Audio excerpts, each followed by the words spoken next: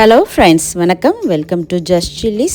இன்றைக்கி நம்ம சேனலில் பார்க்க போகிறது ஒரு சூப்பரான ஸ்நாக்ஸ் ரெசிபி சூரோஸ். இது செஞ்ச உடனே காலியாயிருங்க. அந்த அளவுக்கு குட்டீஸ்லாம் ரொம்ப விரும்பி சாப்பிடுவாங்க. இதை நான் 2 விதமாக செஞ்சு காமிச்சிருக்கிறேன். வீடியோவை கடைசி வரைக்கும் ஸ்கிப் பண்ணாமல் பாருங்கள். வாங்க இப்போ எப்படி செய்கிறதுன்னு பார்க்கலாம். வீடியோக்குள்ளே போகிறதுக்கு முன்னாடி நம்ம சேனலை இது வரைக்கும் சப்ஸ்கிரைப் பண்ணலன்னா ஜஸ்ட் சில்லிஸ் யூடியூப் சேனலை மறக்காமல் சப்ஸ்கிரைப் பண்ணிக்கோங்க.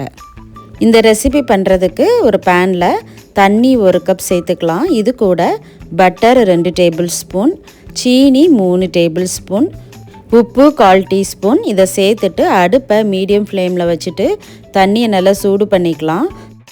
தண்ணி லேசாக இந்த அளவுக்கு கொதித்து வந்ததுக்கப்புறமா ஸ்டவ்வை ஆஃப் பண்ணிவிட்டு மைதா 1 கப் இதை சேர்த்துட்டு இதை நல்லா கலந்து கொடுத்துடலாம். இந்த மாதிரி மாவை நல்லா கலந்து கொடுத்துக்கிட்டே இருக்கணும். மாவு எல்லாமே ஒன்று சேர நல்லா மிக்ஸ் பண்ணதுக்கப்புறமா இதை ஒரு அகலமான பாத்திரத்தில் எடுத்து வச்சிடலாம். இது நல்லா ஆறட்டும். ஆறுனதுக்கப்புறமா ரூம் டெம்பரேச்சரில் உள்ள முட்டை 1 சேர்த்துக்கலாம். சேர்த்துட்டு இதை நல்லா கலந்து கொடுத்துடலாம். முட்டை சேர்த்து நல்லா மிக்ஸ் பண்ணியாச்சு. இப்போ மாவு பார்த்திங்கன்னா கொஞ்சம் ஸ்டிக்கியாக தாங்க இருக்கும். சூரோஸ் ரெடி பண்ணுறதுக்கு பைப்பிங் பேக் எடுத்துக்கோங்க. இது ஃபஸ்ட்டு மெத்தடுங்க. இது ஸ்டார் நாசில் எடுத்திருக்கேன். இது பைப்பிங் பேக்கில் போட்டுட்டு நம்ம ரெடி பண்ணி வச்சுருக்கிற மாவை இதில் உள்ளே சேர்த்துட்டு புளிஞ்சிடலாம். இந்த மாதிரி ஒரு பட்டர் ஷீட்டோ அப்படி இல்லைன்னா ஏதாவது ஒரு பிளேட் எடுத்துக்கோங்க. ஃபஸ்ட்டு அதில் புளிஞ்சி ரெடி பண்ணி வச்சுட்டு அதுக்கப்புறமா எண்ணெயில் போட்டு பொரிச்சு எடுத்துக்கலாம். டைரெக்டாகவும் போட்டுக்கலாம். பட் எண்ணெய் சூடாக இருக்கும்போது உங்களுக்கு கை நல்லா சுட ஆரம்பிச்சிரும். அதனால் இந்த மாதிரி பட்டர் ஷீட்டில் ஃபஸ்ட்டு நல்லா ரெடி பண்ணி வச்சுட்டு அதுக்கப்புறமா எண்ணெயில் போட்டு பொரிச்சு எடுக்கிறதுக்கு ரொம்ப ஈஸியாக இருக்கும். இது புளியறதுக்குமே கொஞ்சம் ஹார்டாக தான் இருக்கும். கொஞ்சம் ப்ரெஸ் பண்ணி புளிஞ்சிக்கோங்க. இதை நீளமாவோ அப்படி இல்லைன்னா குட்டி குட்டியாகவுமே போட்டுக்கலாம். எந்த ஷேப்புக்கு வேணாலும் இதை நம்ம போட்டுக்கலாம். இப்போ இதை பொரிக்கிறதுக்கு எண்ணெயை சூடு பண்ணிக்கலாம். எண்ணெய் லேசாக சூடானதும் நம்ம ரெடி பண்ணி வச்சுருக்கிற சூரோஸ் எல்லாத்தையும் ஒன்று ஒன்றா போட்டு பொரிச்சு எடுத்துக்கலாம். இதை ஒரு 2-3 பேட்சாக போட்டு பொரிச்சு எடுத்துக்கோங்க.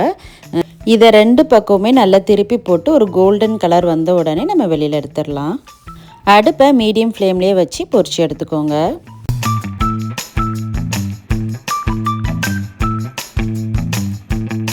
இப்போ இது நல்லா ஃப்ரை ஆகிடுச்சு. இப்போ இந்த டைமில் நம்ம வெளியில் எடுத்துடலாம்.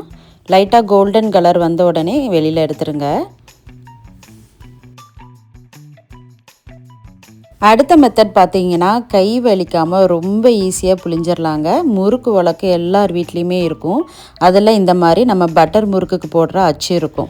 அதை முறுக்கு உலக்கில் போட்டுட்டு அது உள்ளே நம்ம எண்ணெய் தடவிக்கலாம். அப்போ தான் மாவு ஒட்டாமல் வரும். இப்போது முறுக்கு உலக்குள்ளே மாவை சேர்த்துட்டு புளிஞ்சிடலாங்க. இது ரொம்ப ரொம்ப ஈஸி. கை சுத்தமாகவே நம்மளுக்கு வலிக்காது. அதிகமாக ப்ரெஷர் கொடுக்கணுன்னு அவசியமே இல்லை. ரொம்ப ஈஸியாக புளிஞ்சிடலாம். நம்ம பொதுவாக பட்டர் முறுக்குக்கு எப்படி புளிவோமோ அதே மாதிரி தாங்க. அந்த மாதிரி இதை நம்ம பொரிச்சு எடுத்துடலாம்.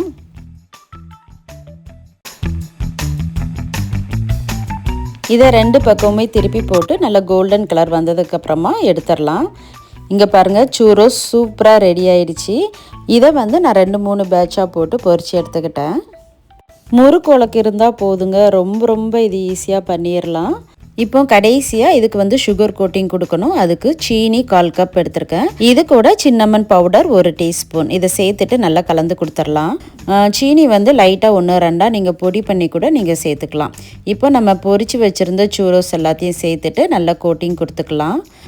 அவ்வளோதாங்க, நல்ல சூப்பரான ஒரு டேஸ்டியான கிட்ஸ் ஃபேவரட் ரெசிபி ரெடி ஆயிடுச்சு. இது பார்த்திங்கன்னா செஞ்ச உடனே காலியாயிரும். இது அப்படியே சாப்பிட்லாம். அப்படி இல்லைன்னா சாக்லேட்டில் டிப் பண்ணி கூட நம்ம சாப்பிட்டுக்கலாம். டேஸ்ட்டு சூப்பராக இருக்கும். பைப்பிங் பேக்கில் பண்ண சூரோஸ் பார்த்திங்கன்னா கொஞ்சம் குண்டு குண்டுன்னு அகலமாக இருக்கும். முறுக்கு உலக்கில் புளிஞ்சது பார்த்திங்கன்னா கொஞ்சம் நீளமாக ஒல்லியாக இருக்கும். அவ்வளோதாங்க வித்தியாசம். டேஸ்ட்டு சூப்பராக இருக்கும். கண்டிப்பாக ட்ரை பண்ணி பாருங்கள். ட்ரை பண்ணி பார்த்துட்டு எப்படி இருக்குன்னு மறக்காமல் கமெண்ட்டில் சொல்லுங்கள். வீடியோ பிடிச்சிருந்தா லைக் பண்ணுங்கள். உங்கள் ஃப்ரெண்ட்ஸ் அண்ட் ஃபேமிலிக்கு ஷேர் பண்ணுங்கள். ஜஸ்ட் சில்லிஸ் யூடியூப் சேனலை மறக்காமல் சப்ஸ்கிரைப் பண்ணிக்கோங்க. தேங்க்ஸ் ஃபார் வாட்சிங்.